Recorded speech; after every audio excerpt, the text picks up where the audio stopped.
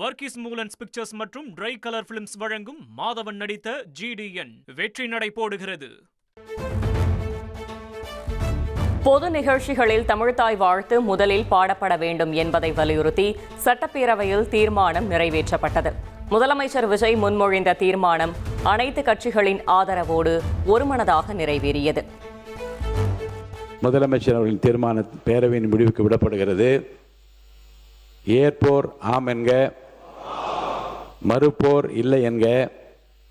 மறுப்போரே இல்லை என்று கருதுகிறேன். மறுப்போரே இல்லை. தீர்மானம் ஒருமனதாக நிறைவேறியது.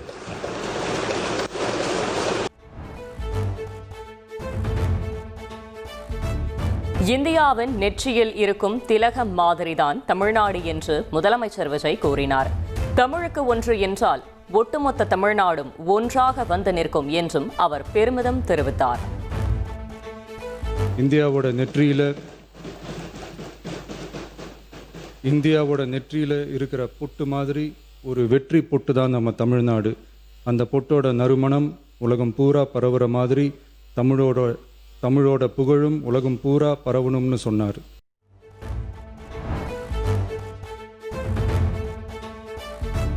தமிழ்த்தாய் வாழ்த்து முதலில் பாட வேண்டும் என்பதில் தாவேக அரசு ஒருபோதும் சமரசம் செய்யாது என்று முதலமைச்சர் விஜய் உறுதி.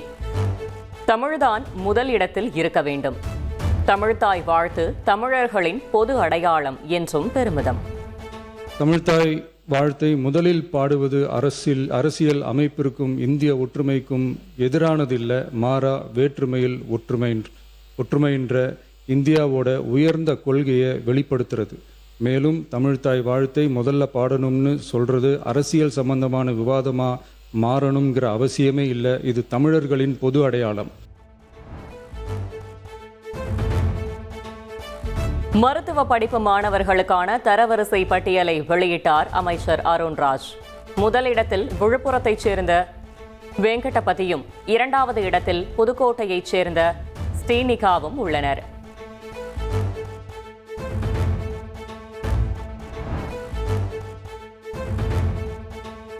மருத்துவ படிப்பு சேர்க்கைக்கான கலந்தாய்வு வரும் 13ஆம் தேதி இணைய வழியில் நடைபெறும் என்று அமைச்சர் அருண்ராஜ் தெரிவித்துள்ளார். சிறப்பு பிரிவு மாணவர்கள் மற்றும் 7.5 விழுக்காட்டின் கீழ் அரசு பள்ளி மாணவர்களுக்கான கலந்தாய்வு மட்டும் நேரடியாக சென்னை ஓமந்தூரார் பல்நோக்கு அரசு மருத்துவமனை வளாகத்தில் நடைபெறும் என்று கூறியுள்ளார்.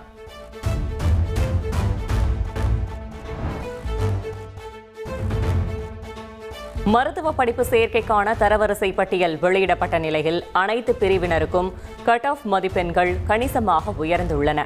கடந்த ஆண்டை விட இந்த ஆண்டு கட் ஆஃப் மதிப்பெண்கள் 30 முதல் 40 மதிப்பெண்கள் வரை அதிகரித்துள்ளதாக கல்வி ஆலோசகர்கள் தெரிவிக்கின்றனர்.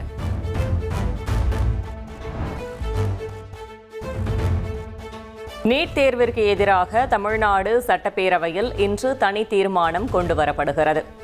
மாநில உரிமைகளுக்கு எதிரான நீட் தேர்வை முற்றிலும் அகற்ற வேண்டும் என்பதை வலியுறுத்தி அமைச்சர் அருண்ராஜ் முன்மொழிகிறார்.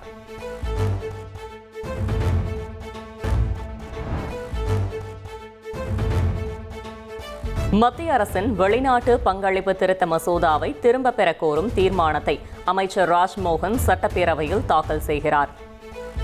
FCRA மசோதா தொண்டு நிறுவனங்கள் மற்றும் சிறுபான்மையினரின் அமைப்புகளை பாதிக்கும் என்பதை வலியுறுத்தி இன்று பேரவையில் விவாதத்திற்கு வருகிறது.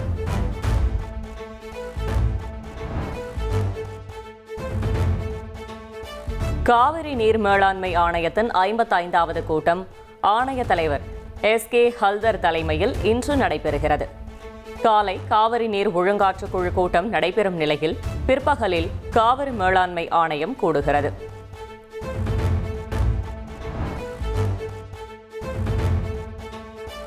தமிழகத்தின் பல்வேறு பகுதிகளில் கனமழை வெளுத்து வாங்கியது. இதனால் வெப்பம் தணிந்து குளிர்ச்சியான சூழல் நிலவியதால் மக்கள் சற்று நிம்மதியடைந்துள்ளனர்.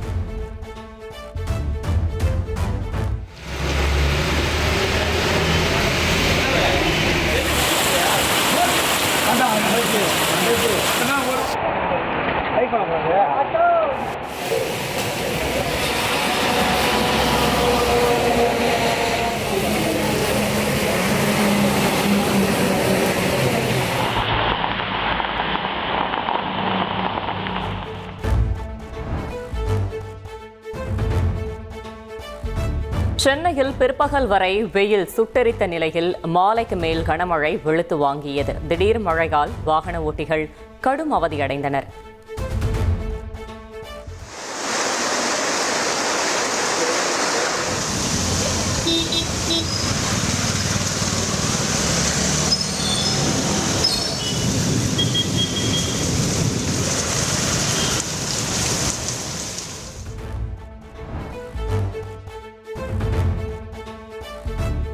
திமுக ஆட்சியில் விவசாயிகள் போராட்டமே நடத்தவில்லை என்று வேளாண் பட்ஜெட் மீதான விவாதத்தில் MRK பன்னீர்செல்வம் கூறினார். கடந்த ஆட்சியில்தான் போராட்டம் நடத்திய விவசாயிகள் மீது குண்டா சட்டத்தில் வழக்குப்பதிவு செய்யப்பட்டது என்று அமைச்சர் நிர்மல்குமார் பதிலடி கொடுத்ததால் பேரவையில் சலசலப்பு ஏற்பட்டது. விவசாயிகள் போராட்டம் இல்லாமலே 5 ஆண்டு காலம் வாழ்ந்தார்கள். அதை பாராட்டணும். போன ஆட்சியில் விவசாயிகள் போராட்டம் பண்ணி அவங்க மேலே குண்டாஸ் போட்ட அரசு போன அரசு. எத்தனை பேர் குண்டாஸ் போட்டு அவங்க எவ்வளோ கஷ்டப்பட்டாங்கன்னு தெரியும். விவசாயிகள் போராட்டம் கடுமையாக அடக்கப்பட்டது, எல்லா இடத்துலையும் அடக்கப்பட்டது. அவ்வளோ வழக்குகள் இன்னும் நிலுவையில் இருக்குது. அவ்வளோ பேர் நிலுவையில் உள்ள வழக்குகளை வாபஸ் பெற சொல்லி போன வாரம் தான் விவசாயிகள் சார்பாக பெரிய கோரிக்கையும் வைக்கப்பட்டது. ஸோ அதை இங்கே குறிப்பிட விரும்புகிறேன். நன்றி. நெல், கரும்புக்கு ஊக்கத்தொகை வழங்குவது தொடர்பாக சட்டப்பேரவையில் EPS மற்றும் செங்கோட்டையன் இடையே காரசார விவாதம் நடைபெற்றது. அன்றைக்கு கூலி உயர்வு கிடையாது, உரவிலை உயரல, டீசல் விலை உயரல, இன்றைக்கு எல்லாம் உயர்ந்து போச்சு. அதுக்கு தகுந்த மாதிரி தான் நீங்க ஊக்கத்தொகை கொடுத்துருக்கீங்க. ஆகவே அதை ஒப்பிட்டு பேசு, அது பொருத்தமா இருக்கு.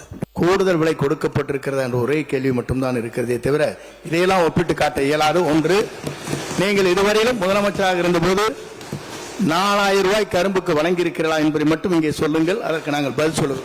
அதிமுக ஆட்சி இருக்கும்போது யார் அந்த துறைக்கு அமைச்சராக இருந்தனே தெரியாது பேசிட்டு இருக்காரு.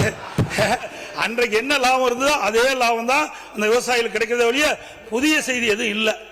ஒரு மாதிரி சொல்லுங்க.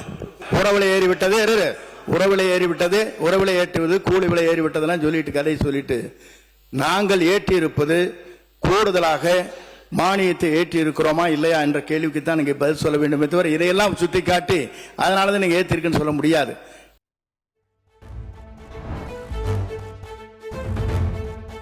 நெல் கொள்முதலுக்கான ஊக்கத்தொகையை அதிகரித்து சட்டப்பேரவையில் 110 விதியின் கீழ் முதலமைச்சர் விஜய் அறிவிப்பு.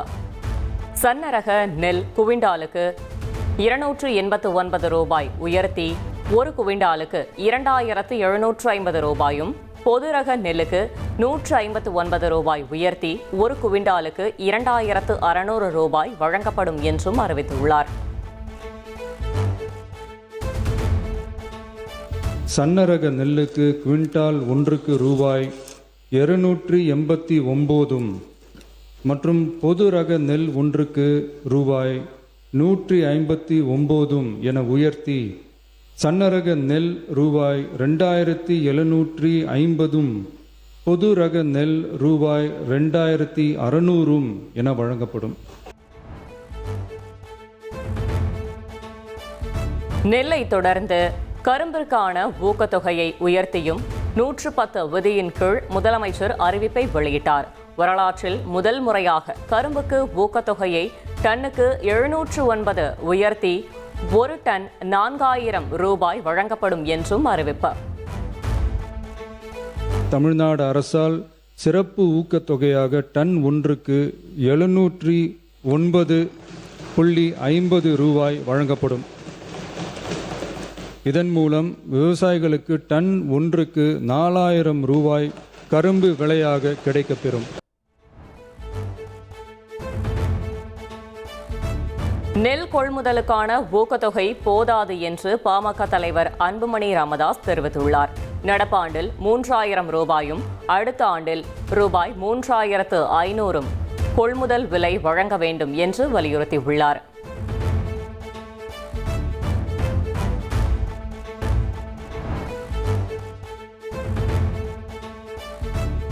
அதிமுகவின் தேர்தல் தோல்விக்கு எடப்பாடி பழனிசாமியே காரணம் என்று முன்னாள் அமைச்சர் CV சண்முகம் மீண்டும் திட்டவட்டமாக கூறியுள்ளார்.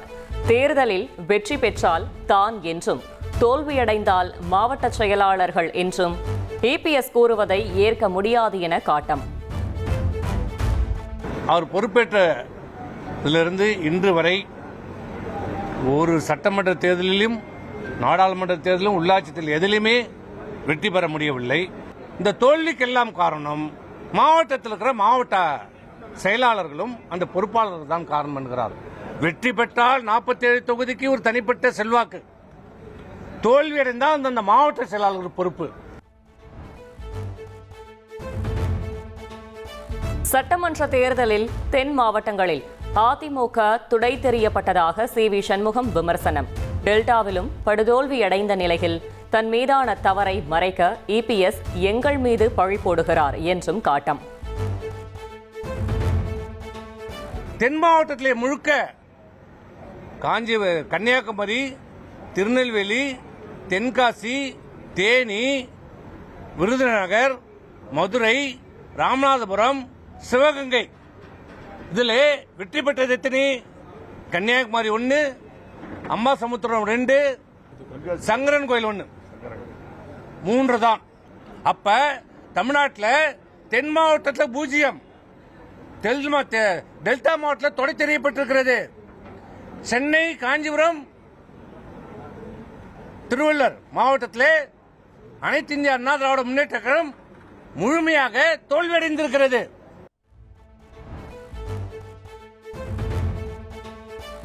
EPS மூலம்தான் CV சண்முகம் வெற்றி பெற்றார் என்று அதிமுக முன்னாள் அமைச்சர் அக்ரி கிருஷ்ணமூர்த்தி பதில். திமுகவுடன் EPS பேச்சுவார்த்தை நடத்தவில்லை என்றும் திட்டவட்டமாக கூறியுள்ளார். மாண்புமிகு அம்மா அவர்களால் மாவட்ட செயலாளர் பொறுப்பில் இருந்து நீக்கப்பட்டவர். மீண்டும் அண்ணன் எடப்பாடியார் அவர்கள்தான் அவருக்கு மீண்டும் தொகுதி மாற்றி சட்டமன்ற தேர்தலிலே போட்டியிடுவதற்கான வாய்ப்பினை தந்தார்கள். மாவட்ட செயலாளர் பதவியை மீண்டும் தந்தார்கள். மீண்டும் கழகத்தினுடைய அமைப்பு செயலாளர் பதவியை தந்தார்கள். இப்படி எல்லா பதவிகளையும் அண்ணன் எடப்பாடியார் தான் தந்தார். ஒரு நாடாளுமன்ற மேலவை உறுப்பினராக வாய்ப்பு தந்தார். அண்ணன் எடப்பாடியாரால் தான் இவர் வெற்றி பெற்றார் என்பதுதான் உண்மை. இது யாராலும் மறுக்க முடியாது. எந்த இடத்திலேயும் திராவிட முன்னேற்ற கழகத்தினோடு எந்த விதமான பேச்சுவார்த்தையும் அண்ணன் எடப்பாடியார் நடத்தவில்லை. இது 100% உண்மை. டாப்ஸ் ஓய்வூதிய திட்டத்திற்கு மத்திய அரசின் ஒப்புதல் கிடைத்தால் துணை நிதிநிலை அறிக்கையில் நிதி ஒதுக்கீடு செய்யப்படும் என அமைச்சர் மரிய வில்சன் தெரிவித்துள்ளார். மத்திய அரசின் அனுமதி கிடைக்கும் வரை 2026 ஜனவரிக்கு பின் ஓய்வு பெறுவோருக்கு இடைக்கால நிவாரணம் வழங்க நடவடிக்கை எடுக்கப்பட்டு வருவதாகவும் விளக்கம் அளித்தார்.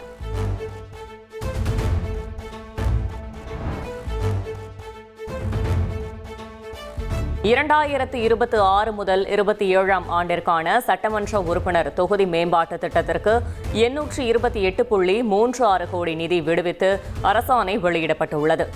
ஒவ்வொரு தொகுதிக்கும் 3.54 கோடி வீதம் நிதி ஒதுக்கீடு செய்ய ஊரக வளர்ச்சித்துறை ஒப்புதல் அளித்துள்ளது.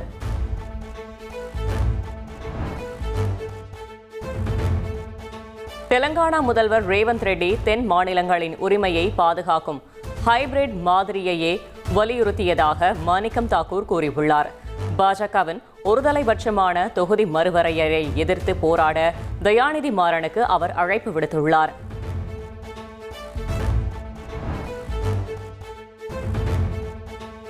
வரி விதிப்பு, பிற சட்டங்கள் திருத்த மசோதா நாடாளுமன்ற இரு அவைகளிலும் நிறைவேற்றம்.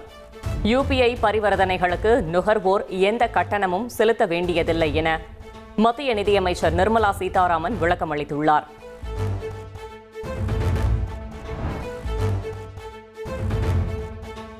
பாகிஸ்தானுக்கு இந்திய ராணுவம் 14,500 கோடி ரூபாய் அளவிற்கு சேதத்தை ஏற்படுத்தியுள்ளதாக அண்ணாமலை தெரிவித்துள்ளார். எதிரிகள் 1 அடி கை நீட்டினால் நாம் 4 அடி திருப்பிக் கொடுத்துள்ளோம் என்றும் அவர் கூறினார். இந்தியாவுக்கான மொத்த செலவு $408 மில்லியன் என்ற ஆய்வறிக்கை சொல்லுகிறது. பாகிஸ்தானுக்கான மொத்த செலவு $1.5 பில்லியன். எந்த அளவுக்கு நாம் வளர்ந்திருக்கிறோம். மேஜர் மதன்குமார் அவங்க சொல்றாங்க, இன்னைக்கு இந்த கினட்டிக் ரெஸ்பான்ஸ்ல, அதாவது ஒரு எனிமிக்கு நாம் கொடுக்கக்கூடிய பதில் என்பது ஒரு அறைக்கு ஒரு அறை இல்ல, ஒரு அறைக்கு 4 அறை கொடுத்திருக்கின்றோம். ஏன்னா அடுத்த முறை இது போன்ற ஒரு விபரீதமான விளையாட்டுல அவங்க இறங்கக்கூடாது என்பதற்காக கினட்டிக் ரெஸ்பான்ஸ் அப்படிங்கிறாங்க. அதையும் மேஜர் மதன் அவர்கள் மிக சிறப்பாக சொல்லியிருக்கின்றார்கள். தமிழகத்தில் பெட்ரோல் பங்குகளில் UPI, கூகுள் பே உள்ளிட்ட டிஜிட்டல் பண பரிவர்த்தனைகளை நிறுத்த பெட்ரோலிய வணிகர் சங்கம் முடிவு. மணி மியூல் மோசடி தொடர்பாக 800க்கும் மேற்பட்டோர் கைது செய்யப்பட்டுள்ள நிலையில் பெட்ரோலிய வணிகர்களும் பாதிக்கப்பட்டுள்ளதாக குற்றச்சாட்டு.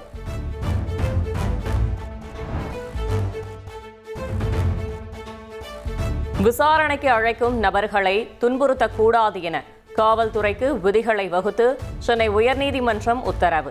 விசாரணைக்கு அழைக்கும் போது முறையான சம்மன் அனுப்ப வேண்டும், எந்த தேதியில் எந்த நேரத்தில் ஆஜராக வேண்டும் என குறிப்பிட வேண்டும் என்று அறிவுறுத்தல்.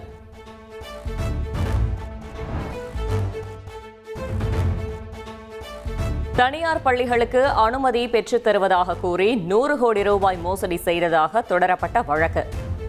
PT அரசகுமாரை குண்டர் சட்டத்தில் சிறையில் அடைத்த உத்தரவை எதிர்த்து அவரது மனைவி தாக்கல் செய்த மனுவிற்கு பதில் அளிக்க தமிழக அரசு சென்னை உயர்நீதிமன்றத்திற்கு உத்தரவிட்டுள்ளது.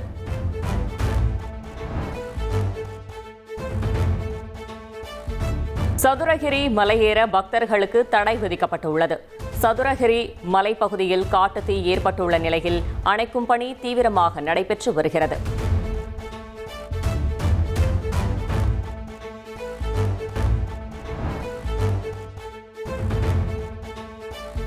திருச்செந்தூர் முருகன் கோயிலில் இரவு 8 மணி வரை சுவாமி தரிசனம் செய்யலாம் என அறிவிப்பு. பக்தர்களின் கோரிக்கையை ஏற்று பழைய நடைமுறை தொடர்வதாக கோவில் நிர்வாகம் அறிவித்துள்ளது.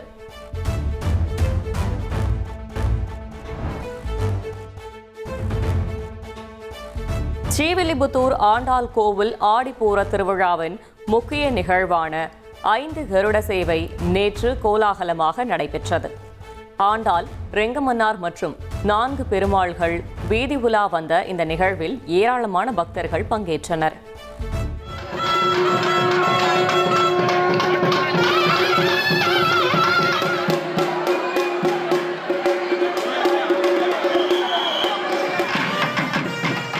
வர்கீஸ் மூலன்ஸ் பிக்சர்ஸ் மற்றும் ட்ரை கலர் பிலிம்ஸ் வழங்கும் மாதவன் நடித்த GDN வெற்றி நடை போடுகிறது.